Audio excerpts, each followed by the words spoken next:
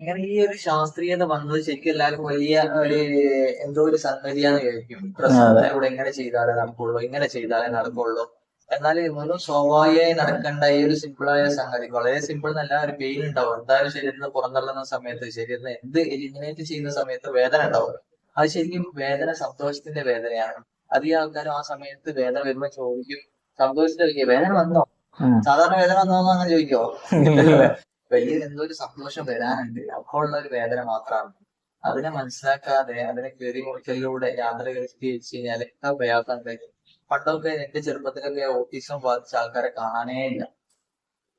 അങ്ങനെയുള്ള ഇതിന്റെ ഇടപെടലുകൊണ്ട് ഇപ്പൊ എത്രയാ ഓട്ടീസം കേസുകൾ വരുന്നത്, ന്യൂനഹത്യകൾ വരുന്നത്, ഇങ്ങനൊക്കെ ഒരുപാട് വരുന്നുണ്ട്.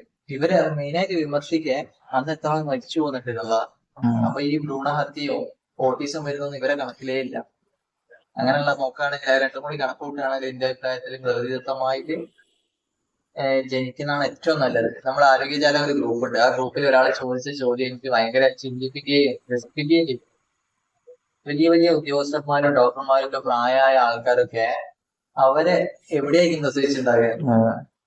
അതേപോലെ ഇന്ന് ഒരുപാട് മൃഗാശുപത്രി ഉണ്ട്. ഈ കാണുന്ന മൃഗങ്ങളൊക്കെ ഹോസ്പിറ്റലിൽ പോയിട്ടാണോ പ്രസവിക്കുന്നത്? ചിരിയും വരും, സങ്കടവും വരും. എന്തായാലും നമുക്കുള്ള ശരീരത്തിന്റെ കഴിവിനെ നമ്മൾ മറച്ചു വെക്കുകയാണ്. എന്നിട്ട് നമ്മൾ ചിന്തിക്കുകയാണ് ശരീരത്തിന് വലിയ ബുദ്ധിയൊന്നുമില്ല, നമ്മളാ വലിയ ബുദ്ധിമാന്മാരെന്നുള്ളത്. അല്ല, പിന്നെ ഒരു അവകാശപ്പെടുന്നത് മുമ്പ് കാലത്ത് ഒരുപാട് മരണങ്ങൾ നടന്നിരുന്നു, ഇപ്പൊ ഡെത്ത് റേറ്റ് കുറഞ്ഞിട്ടുണ്ട് എന്നൊക്കെയാണ്. പക്ഷെ അബോർഷനുകൾ എത്രങ്ങാനാണ് നടക്കുന്നത് ഇപ്പോ. അതെ, അബോർഷന്റെ കൂടി അതിന്റെ കൂടെ വെക്കുകയാണെങ്കിൽ കുറച്ചും കൂടി നല്ലത് പ്രകൃതിദത്തമായി ജനിക്കുന്നതാണ് ഞാൻ വിചാരിച്ചു. അങ്ങനെ ഫീൽ ചെയ്യല്ലോ. ഉണ്ട്. പിന്നെന്താന്നറിയോ, വീട്ടിൽ പ്രസവിക്കുന്നത് ഇപ്പൊ ഒരുപാടുണ്ട്. സത്യം പറഞ്ഞാല് ഒരുപാട് ആളുകൾ വീട്ടിലാണ് പ്രസവിക്കുന്നത്. അക്യുപഞ്ചറിസ്റ്റുകൾ മാത്രമാണോ അല്ലെ മറ്റു പലരും ചെയ്യുന്നുണ്ട്? മറ്റു പലരും, മതസ്ഥരും അന്യമതസ്ഥരും ഒരുപാട് ആളുകൾ ചെയ്യുന്നുണ്ട്. പക്ഷെ എന്താ, ഇത് പലപ്പോഴും പലരുടെയും വാർത്തകളാവാറില്ല, അറിയപ്പെടാതെ കുറെ പോകുന്നുണ്ട്. ഇതിപ്പോ ഫേസ്ബുക്കിൽ വന്നതിന്റെ മെയിൻ ക്യാപ്ഷൻ എന്താ അറിയോ? യാതൊരു വിധ സ്കാനിങ്ങും ഇല്ല, രണ്ട് മരുന്നില്ല, സുഖപ്രസവം വീട്ടിൽ നിന്ന്. ഇത് ബിസിനസ് ചെയ്യുന്നവർക്ക് വലിയ വേദനയായിരിക്കും. സ്വാഭാവികമായിട്ടും ജനനം ബിസിനസ് ചെയ്യുന്നവർക്ക് വലിയ വേദനയായിരിക്കും. അതിന്റെ പ്രതിഷേധങ്ങളും കാണുന്നുണ്ട് കമന്റിലൂടെ ഒക്കെ.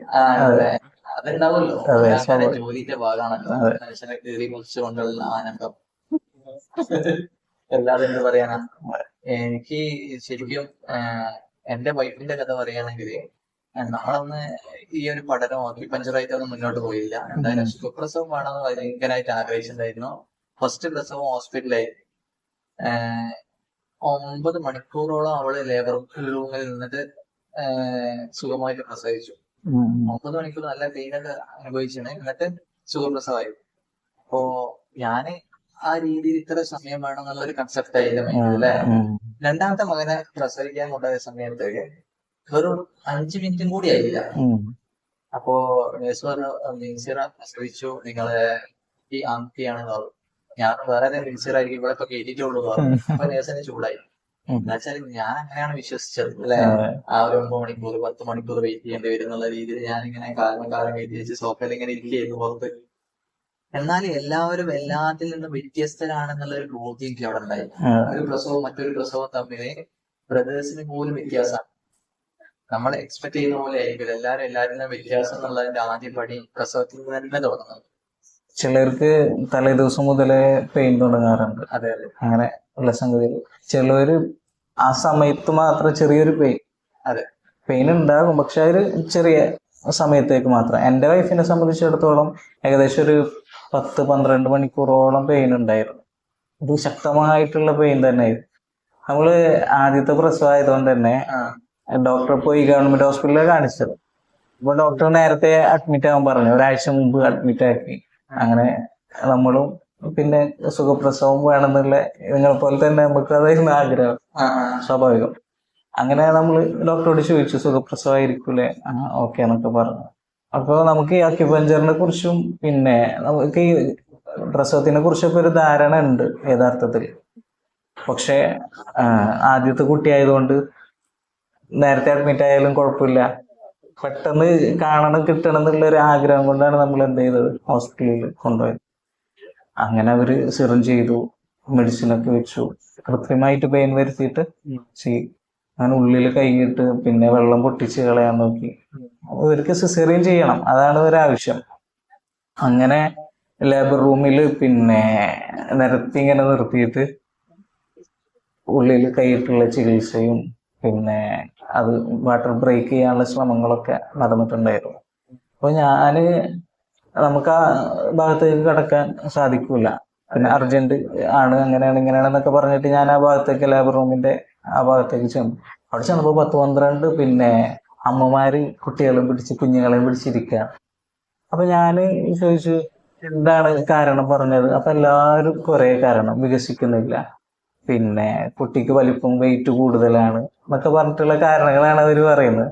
യഥാർത്ഥത്തിൽ എല്ലാവർക്കും ഒരേ കാരണങ്ങൾ വരുമോ? ഒരിക്കലും ഇല്ല. ഞാൻ എന്റെ അനുഭവം തന്നെ പറഞ്ഞില്ലേ, ഒരുപോലെ എല്ലാവരും പ്രസവിക്കില്ല. ചില ആൾക്കാർ പ്രസവിക്കുന്ന സമയത്ത് നോക്കുകയാണെങ്കിൽ നിന്ന് പ്രസവിക്കുന്നതായിരിക്കും അവർക്ക് കംഫർട്ട്, ചില ആൾക്ക് ഇരുന്ന് പ്രസവിക്കുന്നതായിരിക്കും കംഫർട്ട്. എല്ലാവരും എല്ലാത്തിനും വ്യത്യാസമായിട്ട് എന്റെ 3 മക്കളെ എനിക്ക് കാണാൻ പറ്റിയത്. അതുപോലെ തന്നെ അധികം ആൾക്കാരോട് ചോദിക്കുമ്പോൾ സെയിം ആയിട്ടില്ല. ചിലപ്പോൾ ചില ആൾക്ക് പെയിൻ ഉണ്ടാവും, ചില ആൾക്ക് പെയിൻ ഉണ്ടാവില്ല. ചില പെൺകുട്ടികളുണ്ടല്ലോ അവിഹിത ബന്ധത്തിലൊക്കെ പ്രസവിക്കുന്ന അവരെ വയറന്നെ കാണാത്ത ശരിയാണ് അറിയുന്നത്. അത് അവർക്ക് ഫീലിംഗ് മറ്റുള്ളവർ പേടിയൊക്കെ ആയിട്ട് ആ ഒരു ഫീലിംഗ് വന്നപ്പോൾ അവർക്ക് ചിലപ്പോൾ അത് എക്സ്പോസ് ചെയ്തിട്ടുണ്ടാവില്ല. അങ്ങനെയാണ് ഞാൻ വിചാരിക്കുന്നത്. എന്തായാലും എല്ലാവരിൽ നിന്നും വ്യത്യാസമാണ്. അവർ മെന്റൽ സപ്പോർട്ട് പോലും ശാരീരികമായി കാണിക്കും. അങ്ങനെ വ്യത്യാസമുള്ള മനുഷ്യരെ യന്ത്രവൽക്കരിച്ചു കഴിഞ്ഞാല് എല്ലാവർക്കും കോമൺ ഡിസീസസ് ആണെന്ന് കരുതി കൂട്ടി ഇങ്ങനെ ചെയ്യുന്നത് ശരിക്കും ഒരു വിവരമില്ലായ്മയല്ലേ. പിന്നെ ആദ്യത്തില് തന്നെ ബെഡ് റെസ്റ്റ്, അനങ്ങാൻ പാടില്ല എന്നുള്ള രൂപത്തിലുള്ള ഉപദേശങ്ങളൊക്കെയാണ് ഇപ്പോ ഡോക്ടർമാർ കൊടുക്കുന്നത്. എനിക്ക് അംഗീകരിക്കാനേ കഴിയില്ല. ഞാൻ പണ്ട് മലയാളം പാഠത്തിന് ഒരു പാഠത്തിന്റെ ഭാഗമായിട്ട് പഠിച്ചിട്ടുണ്ടായിരുന്നു. ആ സമയത്ത് കുറെ സ്ത്രീകൾ തമ്മിൽ ഇങ്ങനെ അമ്മിയും ഇട്ടിട്ട് ഇങ്ങനെ ഇടിക്കൂലേ, പണ്ട് ഇപ്പൊ ഇടിക്കല്ലേ, ഇപ്പൊ മിക്സിയല്ലോ. അന്നിങ്ങനെ ഇടിച്ചുകൊണ്ടിരിക്കുമ്പോ ഒരാൾക്ക് വയറ്റിന്ന് വേദന വന്നു, അപ്പൊ പ്രസവ വേദന. പിന്നെ നിനക്ക് പ്രസവനായില്ല, നീ പ്രസവിച്ചു എന്ന് പറഞ്ഞിട്ട് അവരങ്ങോട്ട് പറഞ്ഞയച്ചു. എന്നിട്ട് അവിടുന്ന് പ്രസവിച്ച് കൂളായിട്ട് പ്രസവിച്ച് അതിനുശേഷം അവര് വിളിച്ചു, എങ്ങനെ ഉണ്ടെന്ന് ചോദിച്ചു. അപ്പൊ കുഴപ്പമൊന്നുമില്ല, ഞാൻ വരണോന്ന് അവരൊക്കെ ചോദിച്ചു. വീണ്ടും ഇടിക്കാൻ വരണോന്നാ ചോദിക്കുന്നത്. ഇന്നത്തെ ആൾക്കാർക്ക് ഇതൊക്കെ പറഞ്ഞാല് അംഗീകരിക്കാൻ കഴിയില്ല. പക്ഷെ പഴയ വല്യമ്മമാര് ഇത് പറഞ്ഞാൽ ഇപ്പൊ അംഗീകരിക്കും. ഒരു ജനറേഷൻ കഴിഞ്ഞു പോയാലും ഇതിന് കുറെ മരണപ്പെടാത്ത ആൾക്കാർ, ആ നേരിട്ട് ബോധ്യപ്പെട്ട ആൾക്കാർ ഒരുപാടുണ്ട്. അവരിതിനെ നിഷേധിക്കില്ല. ഇപ്പത്തെ ആൾക്കാർ ഇതിനെ നേരിട്ട് കാണുന്നില്ല. അവര് തമ്മിലുള്ള വ്യത്യാസമാണ്. അത് ശരിക്കും നമ്മൾ മനസ്സിലാക്കാൻ പറ്റില്ല. ഇതുപോലെ ഒരുപാട് ആൾക്കാർക്ക് ഒരുപാട് അനുഭവങ്ങൾ ഉണ്ടാവും. ചോദിച്ചാൽ തീരുന്നതിന്റെ അത്രയും ഇത് ഇങ്ങനെ നടന്നുകൊണ്ടിരിക്കുകയല്ലേ ജനറേഷൻ വരുന്നത്. പിന്നെ നമ്മള് സംസാരിക്കുന്ന അധികം ആളുകളും എന്താ പറയാ പേടിപ്പെടുത്തുന്ന ഒരുപാട് അനുഭവങ്ങൾ ആശുപത്രിയിൽ നിന്ന് നേരിടേണ്ടി വന്ന ആളുകളാണ്. അതുകൊണ്ട് 1-2 പ്രസവത്തിലൊക്കെ അവർ നിർത്തുകയാണ് യഥാർത്ഥത്തിൽ. പക്ഷെ വീട്ടിൽ പ്രസവിക്കുന്ന ആളുകളോട് നമ്മൾ ചോദിക്കുമ്പോൾ അവർക്ക് അത്രയും കംഫർട്ടാണ്. 10-12 പ്രസവിച്ച സംഗതികളുണ്ടല്ലോ. ഇപ്പോഴാണല്ലോ ഒരു 2-ലേക്ക് 3-ലേക്ക് ചുരുങ്ങിയത്. അതെ അതെ. 17ഓളം പ്രസവിച്ചത്. 10-12ഓളം വീട്ടിൽ നിന്നാണ് പ്രസവിച്ചത്. പിന്നെ അതിന്റെ ഇടയിൽ ഹോസ്പിറ്റലിൽ വന്ന സൗകര്യം വന്ന് അങ്ങനെ അതെന്താന്ന് അറിയാൻ വേണ്ടിട്ട് പോയത് അവര്. ഇതിവിടെ നടക്കൂലെന്ന് വിചാരിച്ചിട്ട് പോയതല്ല. അന്നത്തെ ചിന്താഗതി അങ്ങനെയായിരുന്നു. ഇന്നത്തെ ചിന്താഗതി വീട്ടിലിപ്പോ നടക്കൂലെന്ന് വിചാരിച്ചിട്ടാണ് ആൾക്കാർ ഹോസ്പിറ്റലിനെ ഡിപ്പെൻഡ് ചെയ്യുന്നത്. അന്ന് നേരെ തലവത്തനെയാണ്. ഇനി ജനറേഷൻ മാറുമ്പോൾ വീട്ടിൽ ഇതുപോലെയാവും. അതിന്റെ ഒന്നും ഒരു ആവശ്യമില്ല. മരണത്തിനും ജനനത്തിനും ഇടപെടേണ്ട ആവശ്യമില്ല. അത് സ്വാഭാവികമായി മനുഷ്യർക്ക് ഉണ്ടാകുന്നതാണ്. പിന്നെ ഒരു കാര്യം എനിക്ക് ചോദിക്കാനുള്ള എന്താ അറിയോ, ഞാനൊരു ഹദീസ് വായിച്ചത് അതിന്റെ ആശയത്തിൽ കിട്ടിയതാണ്.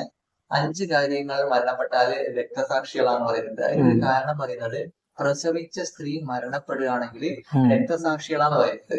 അപ്പൊ ഒരു ചെറിയ മൈന്യൂട്ടായ ചാൻസ് അവിടെ ഉണ്ട് എന്നല്ലേ അതിന്റെ അർത്ഥം അല്ലെ? പ്രസവത്തിന്റെ ഇടയിൽ മരണം ഉണ്ടാകാൻ സ്വാഭാവികമാണ് അല്ലെ?